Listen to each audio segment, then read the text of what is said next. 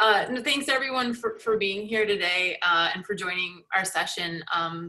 I was really honored to be able to present with Dr. Hawley.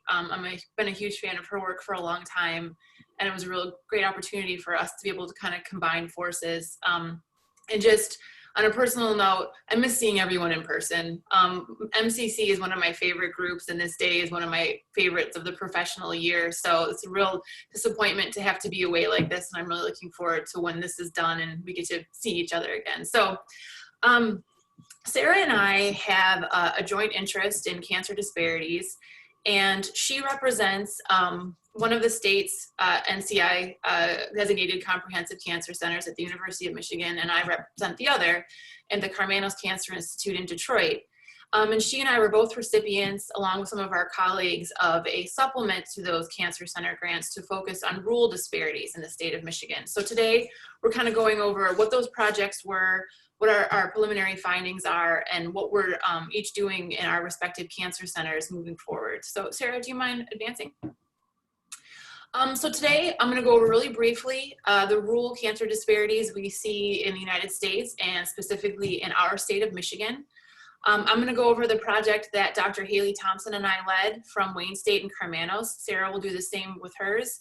And then we're going to finish up with talking about next steps for each of our cancer centers and what we're doing. Next slide, please, Sarah.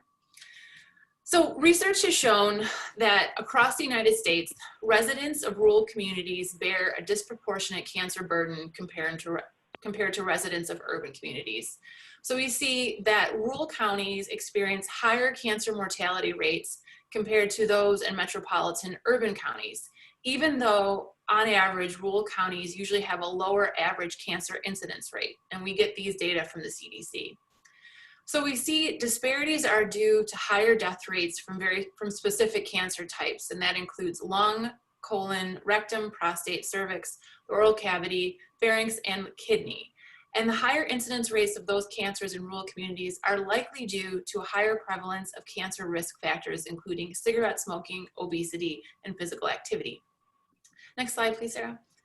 So similarly, the higher death rates are likely due to disparities in access to healthcare and timely diagnosis and treatment. And we see this across the state of Michigan, but more, specific to us, we see this in our own state. These findings hold true also in Michigan. So the upshot of all of these data are that rural communities are experiencing disparities in cancer incidence and mortality due to modifiable prevention and control behaviors. So things related to lifestyle changes and cancer screening. So it's a real opportunity for cancer centers like ours that have developed disparity research programs that understand, who have expertise in behavioral interventions, that have expertise in connecting with community groups, to leverage that to start to make a dent in rural disparities. Next slide, please, Sarah. So our great state, 1 out of 5 Michiganders lives in a rural area. So of course we do have several urban areas of population, but a lot of our residents also live in rural areas. So it's 20% of us. So of course this is a problem that we should be taking seriously in our state. Next slide, please, Sarah. And these next couple of slides I included to draw out some specific areas. So as I mentioned, each of us had our own individual project that was funded by the NCI. Dr. Hawley Thompson and I partnered with some people that are based in Isabella and Clare counties. So I drew out their data particularly for our project. So if you could advance, please, Sarah. I've got a few circles. Okay, so if you'll see, total incidence in Isabella, can you back up 2 more? Yeah. Sorry. I'm sorry. No, it's okay. You'll see there that the total incidence for cancers in Isabella and Clare County is actually lower than Michigan on average. Next slide, next circle. But they have a higher mortality rate compared to Michigan on average. So that's exactly the pattern that we see across our country. Lower incidence, but greater mortality. 1 more circle. And you'll see that these areas, these counties have higher rates of some of those modifiable risk factors that I mentioned. So we see greater proportion of smoking, obesity, lower in certain screenings, and also higher in a lack of access to healthcare. So these two counties, of course, Michigan's more than two counties, but these two in particular are experiencing those rural disparities that we see in other parts of the country. Next slide, please. So as I mentioned, we are an NCI designated comprehensive cancer center. And in 2014, KCI became part of the McLaren Healthcare Network. And KCI is the cancer service line of McLaren Healthcare and the largest cancer research and provider network in the state of Michigan, with 16 cancer treatment facilities treating a little over 14,000 new cancers every year.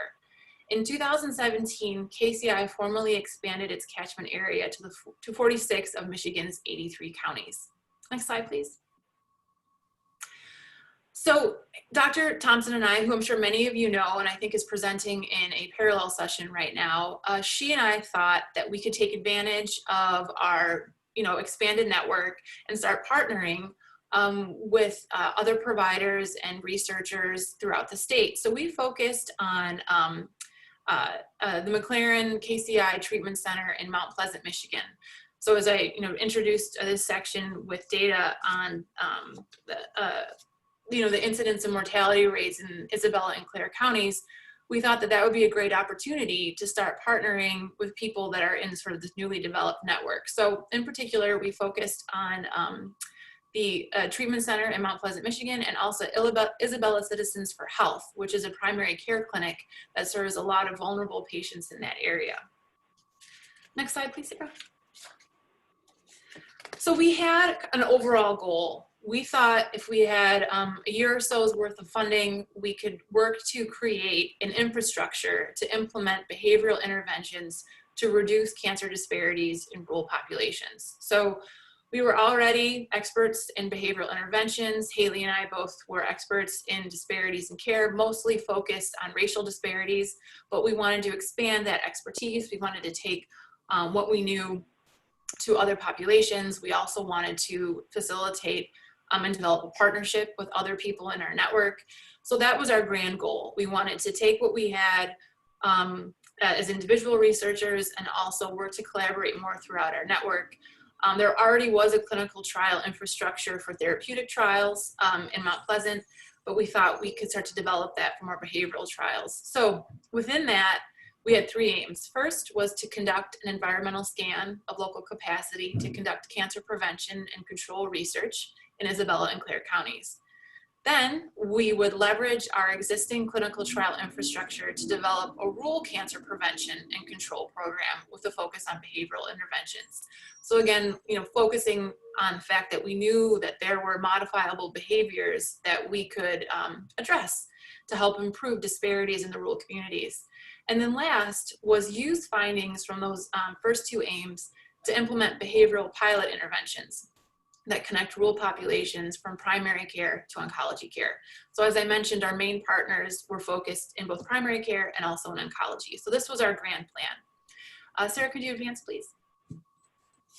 So for that first aim, we conducted an environmental scan, and we conducted 14 in-depth semi-structured interviews with oncologists, primary care physicians, clinical trial nurses, administrators, and cancer survivors. And we did this to gauge understanding and acceptance of research activities in oncology and primary care settings.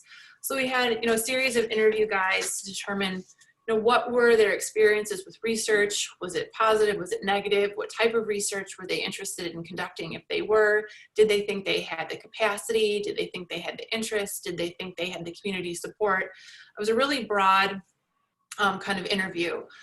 Next slide, please, Sarah. And I won't get into details because I know we're running a little bit late, but we use the Consolidated Framework for Implementation Research as a guide. So we asked questions to examine things that affected the outer setting, the inner setting, individuals that were involved, the processes that might be included, and then specific questions about the interventions that we had in mind. Next slide, please, Sarah. So this is a very simplified slide with our preliminary findings, and we broke them down into the major facilitators and the major barriers. So again, we're looking specifically at a rural community looking at both primary care and primary care and oncology care. So facilitators, really close community ties, a sense of collective identity that would likely result in supportive networks and increased communication. So there was a sense of community, both kind of tied together. It wasn't primary care and oncology separate, but a very close connection. I think a lot of, some of the staff actually overlapped at different points in their careers, so they had worked together, they knew each other. There was also a recent hire in the clinical trial office in the Mount Pleasant network, or the Mount Pleasant site, that really increased attention to available trials. They had a lot of enthusiasm behind enrollment. They had a lot more focus on, they had one person who was dedicated to that. So there was, some good things going. In terms of barriers, the kind of, outside or inside looking out, there was a concern about insufficient patient or community resources. That maybe if we needed patients to come in more often for participation in trials, that they might not have reliable transportation. There was also a concern that maybe there was an insufficient patient knowledge base of research and what that really meant and what that would require for their participation, or what that mean for them to be involved. There was also a lot of emphasis on increasing fiscal restraints on both hospital and clinical operations. There was a lot of tension, or some tension felt, between addressing both clinical and research responsibilities in both the oncology and primary care clinics. And that was certainly more pronounced in the primary care clinic than on the oncology clinic. Next slide, please, Sarah. So at this point, it seemed the oncology clinic seemed better prepared to conduct behavioral work. They already had a developed therapeutic trial infrastructure, so they were ready to take on these kinds of interventions. There was certainly enthusiasm and support, but that several interviewees described resources within primary care as already being extremely lean. And one provider spoke of research as more of a luxury, given the heavy demands of providing basic care for this community. There was a perception that, this perception was informative, and it certainly provided insights as we started thinking about, what the barriers and challenges were as we would start taking on the next stages of our plan, which were, if you can advance please, Sarah. We wanted to, leverage that infrastructure for the clinical trial office to develop a rural prevention and control research program. And we wanted to really start implementing our behavioral work. Next slide, please, Sarah. And in early 2020, we were really getting to work on that. We had, we were working with our cancer centers to approve our protocol and seeking ethical approval to conduct. We had our interventions ready to go. We had an at-home colorectal screening plan. Many of you know about the DISCO project that I lead. We were planning to implement that. And what do you know? Beginning of March, everything shut down. So moving forward, next slide, please, Sarah. What we're doing now is regrouping. We're getting our clinic-based research back up and running. I know Dr. Thompson has got a lot going on in her group. I know I've gotten my Detroit-based studies back up and running. And so now we're working to reconnect with our partners in Isabella and Clare counties, taking into account the new safety parameters that we're now using. So I don't want to use COVID as an excuse, but it did kind of shut everything down. So I'm hoping that, next year, Sarah and I can come back and I have a lot more exciting things to talk about. So Sarah, I think it's your turn. Yeah. So we'll just move right along. I know we're a little bit behind because of our technical issues at the beginning, so I'll just kind of keep going.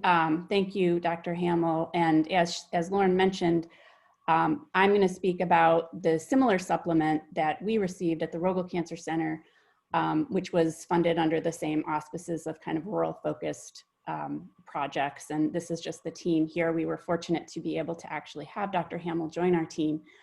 So it really was a collaboration, as well as with the Michigan Oncology Quality Consortium, which I'll talk a little bit about through the rest of the talk. So the objectives of our supplement, and you'll see they're aligned with those that Dr. Hamel presented. So we really have a lot of opportunity to kind of push out kind of behavioral interventions to meet the needs of Michiganders. But our objectives were first to disseminate an evidence-based cancer prevention and control texting program called Tips for Health, which I'll talk more about, to rural cancer patient survivors and community members, and then to create and support a network of rural clinic-based cancer prevention and control initiatives that built on Tips for Health and other things that we learned. So this was a partnership with the Michigan Oncology Quality Consortium, or collaborative, called MOXIE. This includes 90% of oncology practices and medical oncologists in Michigan. It's a consortium of oncology practices that is funded under the auspices of Blue Cross Blue Shield and the University of Michigan, and directed by Dr. Jennifer Griggs, who's a faculty member at the University of Michigan.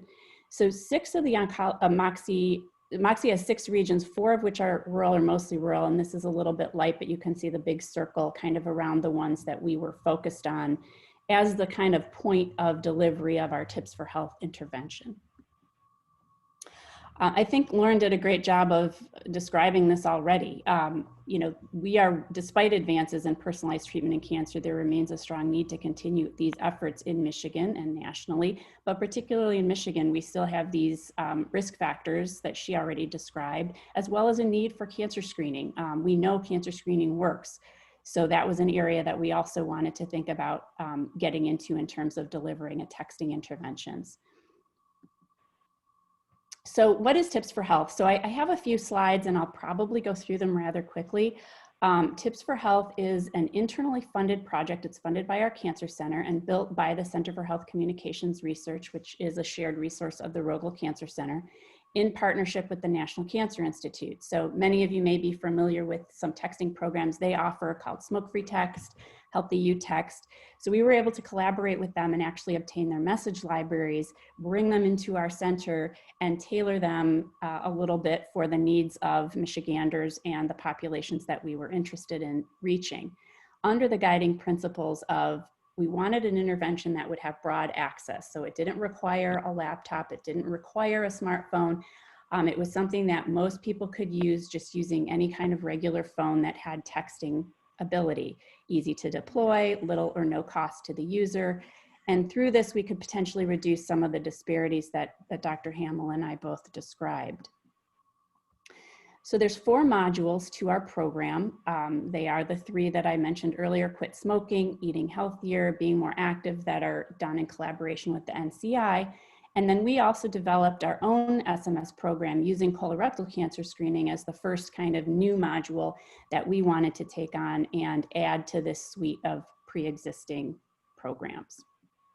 I'm going to go through this really fast. I just wanted to give folks kind of an overview of what this program is like. It's designed to be a 2-way interactive texting program, but that's very easy to use. So people text back either numbers or quick messages. They enter the program and they can indicate we ask for some kind of information that we then use to tailor these 3 modules. They choose one of the modules to begin with. So if a person chose the quit smoking module, they would enter their quit date or their projected desired quit date, and the messages would then be anchored to that quit date. And these are just an example of a couple of messages that they might get throughout the program. The Eating Healthier program also allows them to indicate kind of tailored goals. This person may have indicated that they wanted to eat more whole grains. You can see on the right side of your screen kind of a challenge check-in that they would get at week 5. How did it go with getting more whole grains? If they had indicated they wanted to eat more vegetables, they would get a tailored message around eating vegetables. Then they can reply either with a text, word, or a number, and then they would get some feedback based on that reply. Similarly, the Being More Active program allowed people to indicate a goal. It might have been, to get more steps, to reduce their screen time, and then they would get tailored messaging based on that goal. And you can see a couple examples of that here. These were delivered over 6 weeks. Again, they initiated with the individual picking a module, entering a couple of goals, and then they would receive the text over 6 weeks, and it would conclude with an assessment, a couple of texts where we asked them how useful it was. As I mentioned, we wanted to embark on developing a new program, so we chose colorectal cancer screening. We did this because, as Dr. Hamel mentioned, there's a higher than average prevalence of colon cancer in Michigan relative to the nation. We wanted to offer an evidence-based program in our own catchment area. And so we focused on a program that was for individuals at average risk for colon cancer. We know screening works in this population. It encourages users to get a colonoscopy or to complete a home test. And because we didn't have existing messages as we did for the other 3 modules, we based it on an NCI-funded project that was led by our Community Outreach and Engagement Associate Director, Dr. Ken Resnikow, called Inside Health, and we then converted those intervention content messages to SMS format.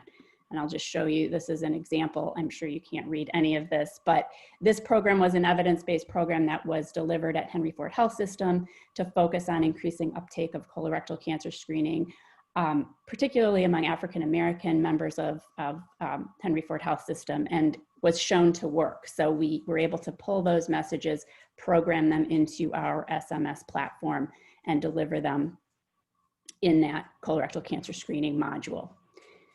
So the features of this module included the tailored text messages. We did also include tailored video stories, which were developed from, were actually adapted and utilized from Dr. Risa Jones, who had already created video stories for colorectal cancer screening barriers, who's at Virginia Commonwealth University. And I'll show you a quick example of what that looked like, and then additional education components. The main limitation of this program being it doesn't conclude with sending an actual testing kit or colonoscopy referral, and that's something that we're working on trying to embark on now, is to actually pair this program with the delivery of referrals and test kits. Just a couple examples of how this one works. When they enter the program, they indicate the reasons that might encourage you to get checked. This person said they want to know if they have cancer so they can make the right decisions. And if you follow the arrow over, you can see the example of the kind of text that that person would get based on what they entered at their baseline assessment. We also asked if they were leaning toward a particular test, and then what was keeping them from getting screened. And you can see here an example of the texts that they would get based on the test that they were leaning toward, and then the potential barrier that they indicated might be keeping them from getting screened. Just a screenshot of the educational material. The colorectal cancer screening one was more layered than the other 3. What that means is that all of the content could be delivered by texting alone, with links to additional drill down opportunities that could only be accessed if you did have a smartphone or the ability to get onto the internet. So we built it so that it could be very simple and easily used with the basic phone that didn't have smartphone capabilities, but also had the ability to go deeper. And so this is an example of, kind of in the purple box, what they might get just with the text that would come out versus the then link to more information, which would include a graphic. But again, you could only see that on a smartphone. Similarly with the video stories, this person indicated a reason that might keep them from getting checked for colorectal cancer is that they feel fine. So they would get a text kind of addressing that, but then they would also get the ability to link to video. Again, these are the videos developed by Dr. Risa Jones, which we embedded into our program. And we will see if this actually works real quick, just to show you what that looks like.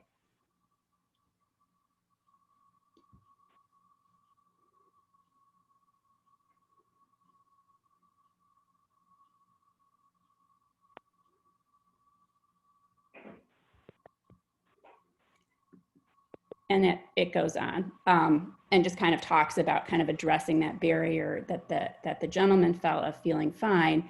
And there's multiple little video clips around various other barriers. I'm too embarrassed. I don't want to do the prep, other barriers. And so we have about 20 little video clips that people can link to. So that was just a real quick race through the Tips for Health platform. It's available, it's working, it's out there. If anybody is interested, please reach out. I would love to partner with you. We haven't really pushed out the colorectal cancer screening one outside of our immediate area of kind of the Rogel Cancer Center primary care setting, and we want to push it out into more rural areas. And again, we're looking for partners to work with on that. But I want to revisit sort of remembering the initial goal of our supplement was to partner with the Michigan Oncology Quality Collaborative to push out, our texting program. But first we wanted to do, similar to Dr. Hamel's work, is an environmental scan.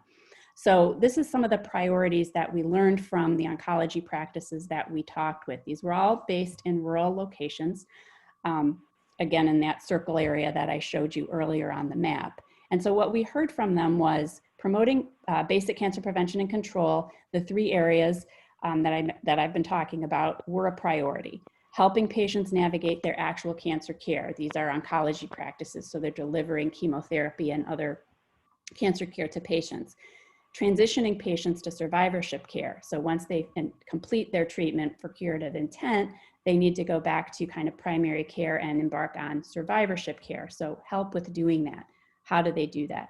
Other cancer screening, including colorectal cancer, which was mentioned, HPV and lung cancer were mentioned as priorities, and then linking patients to better genetic testing and counseling resources. So these were all things when we were asking kind of what are your priorities and how do we partner with you to deploy our intervention. Challenges that were mentioned, which I'm sure you can all appreciate, are distance and lack of transportation services. They frequently mentioned how hard it is for patients to get to the facility to receive their actual cancer care.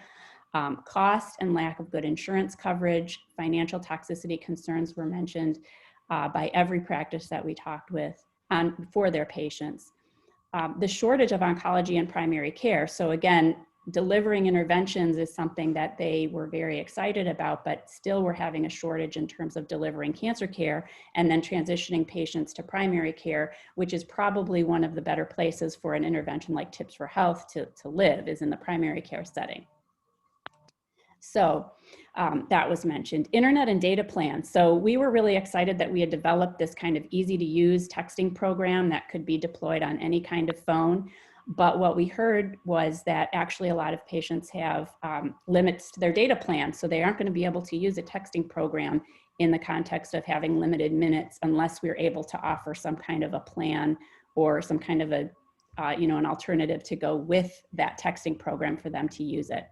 And then they wanted more connections with comprehensive cancer centers. So here I'm showing the uptake of our intervention that we deployed. This is only the 3 NCI messaging programs. So this does not include our colorectal cancer screening program. So we had just under 2,000 users. Most of them used either the exercise program or the healthy eating program, with far fewer using the smoking cessation program. At the end of the programs, those who answered the question, 80% of them reported that they thought it was very useful in their goal setting and in what they were hoping to achieve when they started it. So we learned some lessons. We learned that cancer prevention and control is a priority, but difficult for oncology practices to promote. Texting holds promise for delivery of such programs, but many rural patients are limited by data plans. Sustainability of partnerships will require ongoing effort and resources. And there was a real interest that grew out of this work in tailoring our Tips for Health program to the needs of rural smokers specifically. You saw the number of people that used the smoking version was much lower than the other two. And yet we know that smoking is a huge problem, particularly in the northern counties. And so with that, we embarked on another project that kind of grew out of this, which was a rural smoker survey, because we decided as a group we need to know a little bit more about the needs of rural smokers before we take our smoking cessation version and tailor it again for that population. So we embarked on a collaboration with Munson Healthcare and the Tobacco Free Coalition of Northern Michigan to do that, and you can see the collaborators here. And I do have some data slides. I'm going to go through them pretty quickly. We surveyed 100 smokers, and so I just have some highlights that I think might be interesting to hit as we are thinking about the next step, which is to tailor the smoking version, and I would love to hear from any of you in terms of anything that kind of jumps out at you. But most of the people had smoked in the past 30 days, and we found that 63% said that they were seriously considering smoking in the next 6 months. So a great opportunity to deliver an intervention to help people quit. I won't be reading all of these, but I do have a few highlighted. These are things that kind of have piqued our attention as the group that is looking to tailor it, that we might be able to kind of focus on. And these are the ones that people kind of endorse the most. So stopping smoking is something I must do on my own. I would like to quit so I could save money. People important to me want me to try to quit. I would like to quit because it's good for my overall health to stop. Smoking helps me cope with stress and so on. So we're thinking these are great ways that we can kind of tailor some of those smoking texts that I showed earlier as we assess these barriers that, or these facilitators that people are endorsing in terms of stopping. So these are ones that we want to focus on in our next iteration of that program. How likely would you be to try any of these options to help you quit smoking? So if you look, you can see a lot of them aren't very highly endorsed, including texting. Only 40% said they would be somewhat or very likely to try that. So we need to be aware of that as we kind of push forward a tailored version. On the other hand, we found people were endorsing of nicotine medication, prescription pills, and this new idea, which is something that we've done at the Rogel Cancer Center, which is a quit and win program. So what we're hoping to do in the next iteration is pair the tailored smoking cessation texting program with potentially offering of medication and perhaps a quit and win program, so, or quit and win opportunity. So again, we just kind of concluded with asking them. So a lot of people are using the internet or email, even though Les said that they would use a texting program. We know that that resource is out there. They're using their phone to send and receive texts. So I think that we can do better with getting uptake, particularly with a tailored version that potentially also includes kind of an incentive program along with it. So I'm sorry I went through that really quickly, but I want to make sure we get to the end. The next steps for this work is that we have provided our results to our MOQC participants, our Moxie Oncology participants, including tips for health information they're continuing to offer. We're refining the smoking version, as I just mentioned. We're also focusing on some of the priorities that they mentioned, particularly improving access to genetic testing and counseling, and we have a new grant that we're doing that with. And then our ongoing collaborations, which I think from what Dr. Hamel was presenting, you heard are very well aligned in terms of behavioral interventions to meet the needs of Michiganders. Here on the right is just our summary that we provided back to our practices. On the left is our flyer for Tips for Health. We have a flyer, we have a poster, we have cards, and I just kind of want to highlight down here, your logo can go here. So we really want to partner with community practices and community-based organizations that want to promote tips for health. It's not a Rogel Cancer Center program. It's really intended to be for the state of Michigan. And so we've made it work that any logo can, if a group is interested in promoting it through their own logo, we can definitely make that happen. And with that, we are almost done. Dr. Hamel and I thought it would be nice to conclude by, given that the focus of this is kind of on Michigan, to talk a tiny bit about our Cancer Center support grants that we both have and the community outreach and engagement components of that specifically. The context for this is that community outreach engagement is a growing focus for comprehensive cancer centers, as it should be. Until several years ago, it really wasn't a requirement of a comprehensive cancer center program that they have to focus on their catchment area, which is kind of doesn't make any sense. And that was really recognized as a limitation. And as a result, the National Cancer Institute has been really focused on that in terms of directing comprehensive cancer centers to do that work as they absolutely should be. Michigan is fortunate to have 2 comprehensive cancer centers, which really offers opportunities for collaboration around these activities. I have just 2 slides, and then I'm going to let Lauren hop back on. This is just an example of some of the things that the Rogel Cancer Center is doing in this space. In the fall of this year, we've been moving all of it online.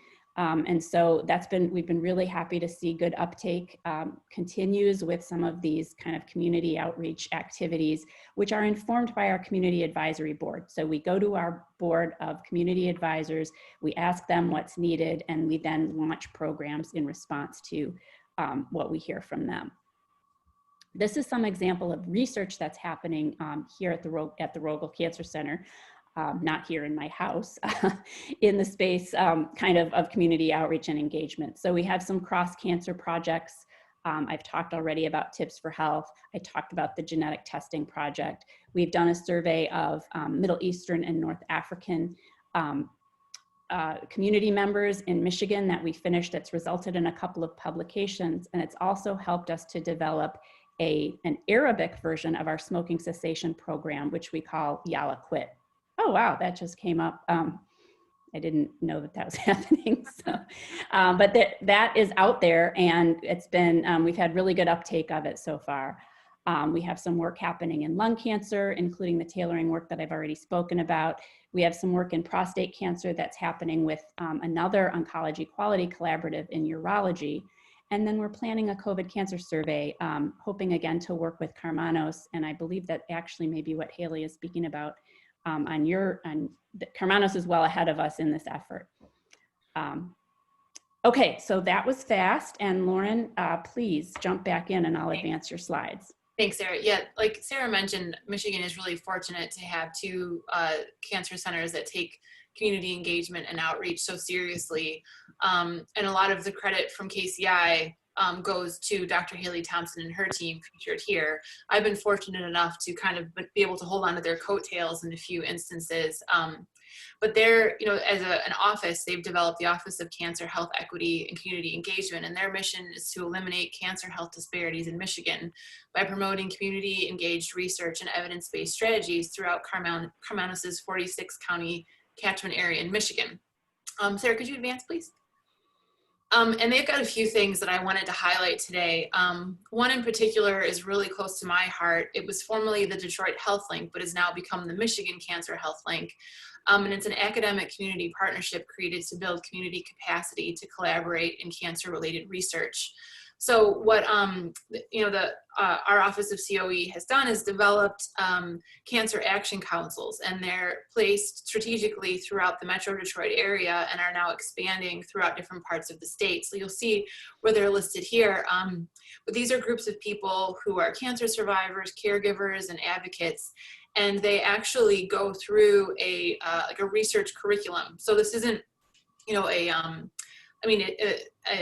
they go through a program to teach them about research, so they can have working knowledge of the research process and how to develop research questions of their own and hypotheses and the understanding of different methods. And what's been really great is that the Office of the COE has made these available to researchers like myself and my colleagues. So I've been able to go visit these groups and have them go through my ideas with me in a really informed and expertise, and critique and my ideas and plans. And it's been a really, useful collaboration. I think I'm speaking for my other collaborators when I say that, is that it allows us to kind of get out of our offices or living rooms, as Sarah rightly pointed out, and engage with, with others who have an expertise that we're not going to have. And so this has been a huge, like a huge win, a huge success for our cancer center. And it's really been able to connect us to our community. And I really think, and this I'll speak for myself, it has certainly hastened my goals, because I've had these, these great partnerships develop over time. Next slide, please, Sarah. And the other thing too I want to highlight is their Research and Advocacy Consortium, which is a network that includes faith-based social service and public health organizations. And Dr. Thompson and her team have built this to include more than 30 community partners. And they work on evidence-based interventions to improve cancer outcomes, inform diverse communities about clinical trials, cancer control, prevention, screening, and treatment, aid in the dissemination and implementation of research discoveries, and advanced health policy recommendations. So again, another really, truly community-based research partner that we're really lucky to have around us. Another slide, please, Sarah. I think I'm almost done. I just wanted to highlight too that they also responded to the COVID-19 pandemic so quickly. and developed a whole series of resources for community members and also researchers. I just wanted to highlight, they've had an incredible webinar series up and running, I think pretty much since April or May, that tackled a lot of different issues that are critical for cancer survivors and cancer providers and cancer researchers, frankly, because I've taken advantage of them too, basically since everything has shut down. And those are still available on our website. So if you see, feel a need or are looking for more resources, our COE certainly has them there. And I think I have one more. And the last thing I wanted to point out too is they're conducting a COVID-19 cancer and community survey. And I believe Haley is talking about some of those preliminary findings right now too. So I think one more slide maybe and I'm done. Yeah, so that's our side of it. Again, I'm really happy to be here and happy to be here with Sarah. And as she pointed out, we're working on joining forces and collaborating together so that way we can keep the rural disparities focus of our 2 cancer centers going, but hopefully do more partnered together throughout the state. So thanks again. Thank you. I'm going to stop sharing. I think we're probably close to being done with our time, if not done. I think we have a few minutes for questions. So if there's any questions, you can either raise your hand or put it in the chat box or unmute yourself and ask them. I see a few. I see a few. Are these from the whole meeting or are these just from? Anyhow, I see a few. I think starting with Dr. Simoff, okay, yeah. This meeting. Is there a trend? Is there a trend of identifying cancer later? Is that from us? Is that from our session? Yes, I believe that's from our session. Yep. Yep, all of them in the chat box will be from this session.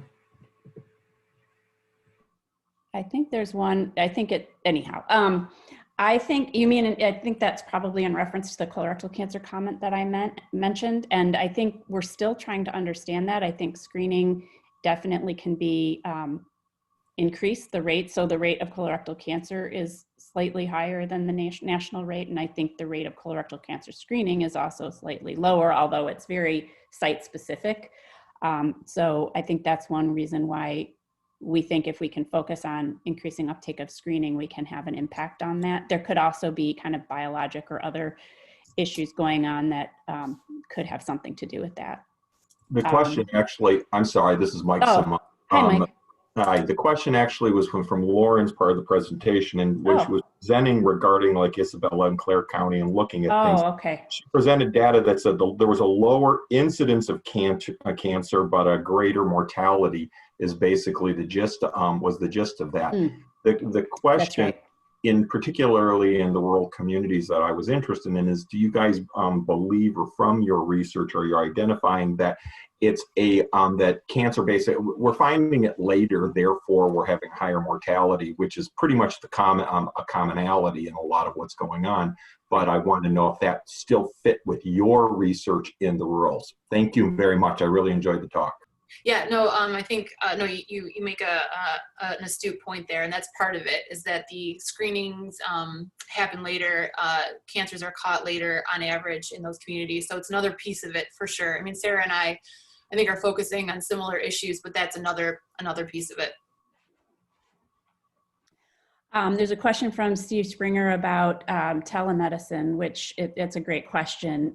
I can just say that's a huge area of interest for Rogel Cancer Center, both clinically and then also to utilize for research purposes.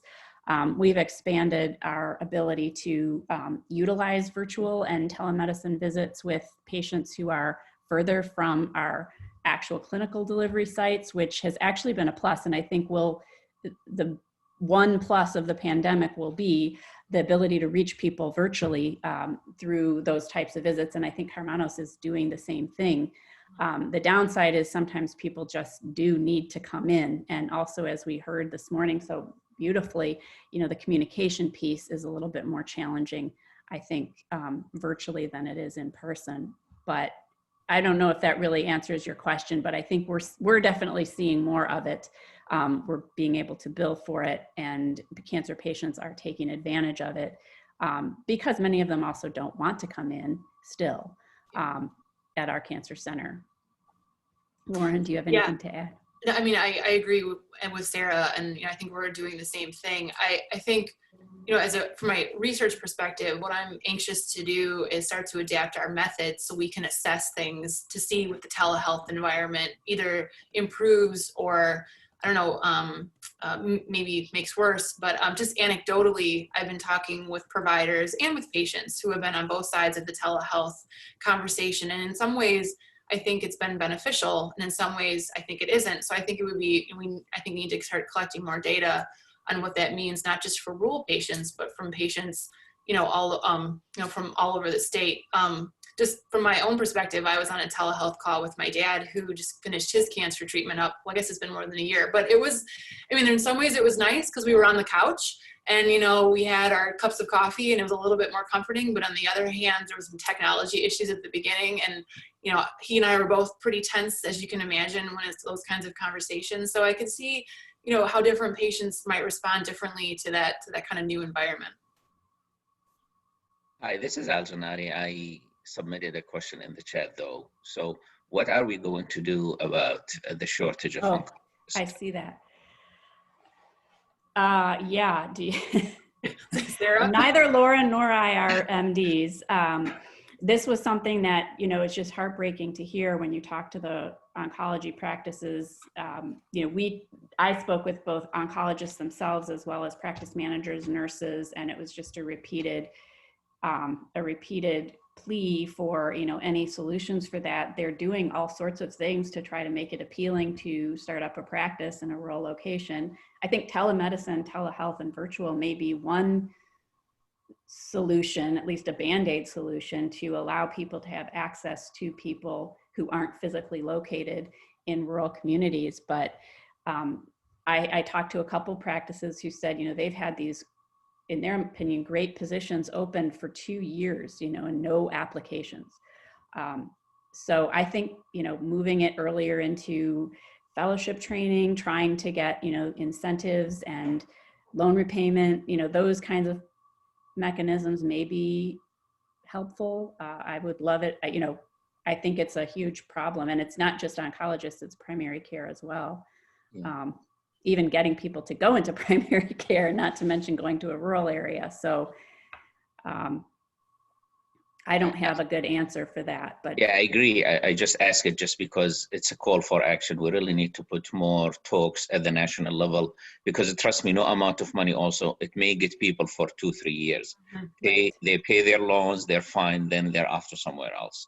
I think building the program really requires different look into it, and perhaps this is just a call for action. Call for action, absolutely. Can I ask a question? Not a question, but I would like to share some information we gathered regarding cancer screening. So my name is Nelly Regina, and I'm representing the CMU College of Medicine. We are located in Mount Pleasant, Michigan, which is Isabella County, where Dr. Hamel presented data from. So we are working very intensively with the community. And recently, we collaborated with the Johns Hopkins team on reducing rural disparities. And we launched a survey to the community. We had 300 participants. It's a cancer screening survey which asks the participants about their knowledge of breast, cervical, colorectal cancer, about the guidelines for screening, about the barriers they experience with screening. And then we follow up on those people 3 months later to see so we had a survey, and then we sit with the participants one-on-one, and we went through the questions. So if there is a question in the survey they didn't know about, for example, any screening guidelines, we would sit with them, we'll give them the education, we'll give them flyers for them to take home. And so when we follow up with them 3 months later, 70% our participants were considering or talking to their PCPs, you know, for the importance of them getting screened because of family history or other issues, so other concerns. So where I'm going to is, I feel like based on what we found in Isabella County of screening of 300 community members about their knowledge, providing some sort of education and then following up with those. I think education to the community is very important, you know, as much as talking to the providers. If we want to turn the clock, you know, in the right way and get these people really understanding the value of just having a conversation with their PCP about, you know, my father had a colorectal cancer. Do you think that's a concern?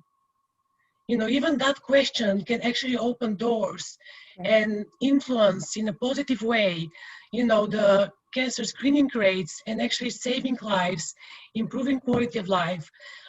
As somebody mentioned before me, the rates of, it's not that the rates of cancer are high, but once it comes, you know, the mortality rate goes up. So if we catch this on time, and I think education is very important, specifically for Isabella County, lots of the residents are low literacy, low income.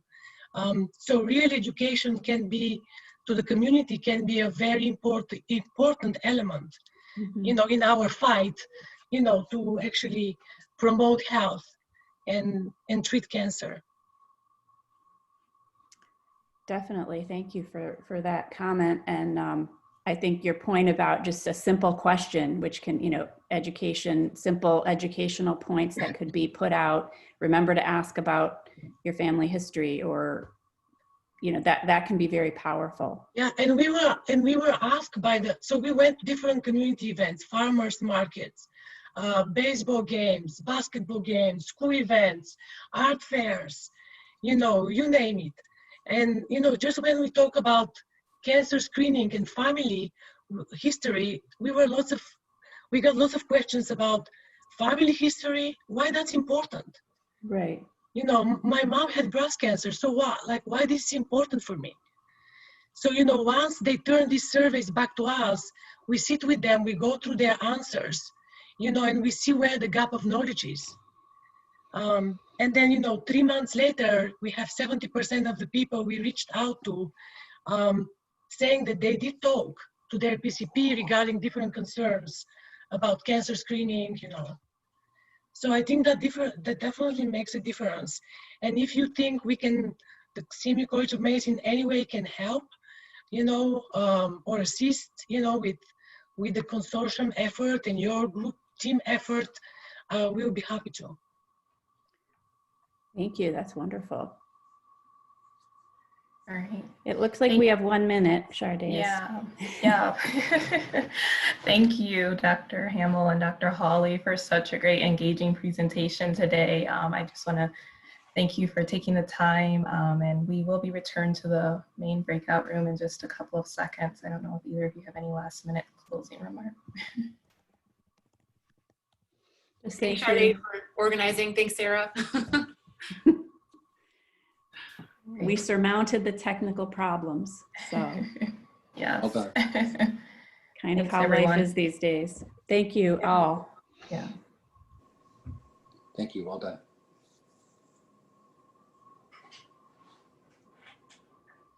Thank you, great presentation.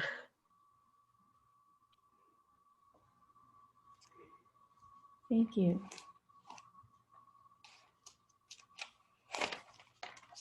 Here. Great, thank you. And welcome to everyone as they're coming back into the general session room. We'll get started back up in just a few moments.